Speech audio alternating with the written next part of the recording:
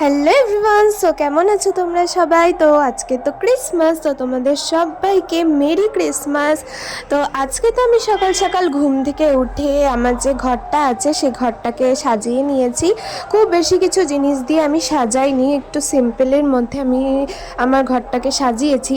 তো তারপরে সকালবেলায় তো আমি খেয়েছিলাম একটা চকলেট, আর এই চকলেটটা তো দারুণ ছিল। তো তারপরে একটা ছোট্ট কেক কাটিং হলো, তো সেই কেকটা একটু খেয়ে নিলাম।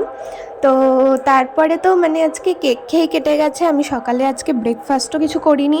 তো আমি আবারও একটা ক্রিম কেক খেয়েছিলাম। আর আজকে তো লাঞ্চের মেনুতে হচ্ছে ফ্রায়েড রাইস আর চিকেন কষা, তো সেই জন্য এখানে তো সব সবজি টবজি মা কেটে রেখেছে। তো তারপরে এখানে মাংস রান্না করছিল, তো আমিও স্নান করে চলে এসেছিলাম একটু মাকে হেল্প করে দেওয়ার জন্য। তো এখানে তো আমি কাটছিলাম স্যালাড।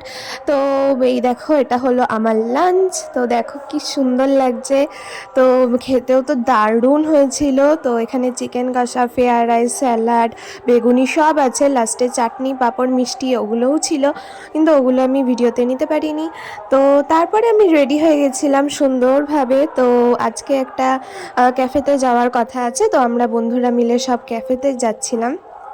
তো তারপরে দেখো রাস্তায় যেতে যেতে দেখা হয়ে গেছিলো এই স্যান্টাগুলোর সাথে, আর এই স্যান্টাগুলো ভীষণই কিউট ছিল। এই স্যান্টাগুলো তো লাস্টে আমাকে একটা গিফটও দিয়েছিল, তো আমি তো খুব হ্যাপি হয়ে গেছিলাম, ক্রিসমাসে একটা ছোট্ট গিফট দিয়েছিল।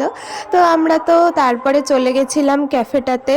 তো দেখো ক্যাফেটা খুব সুন্দর করে সাজিয়েছিল ক্রিসমাসের জন্য। তো এই যে যে গিফটটা দিয়েছিল এই সেই গিফটটা, এর মধ্যে লজেন্স ছিল অনেকগুলো। তো তারপরে একটু ফটোশ্যুট হচ্ছিল, আর তারপরে আমরা অর্ডার দিয়েছিলাম এখান থেকে এই চিকেন মাঞ্চুরিয়ানটা।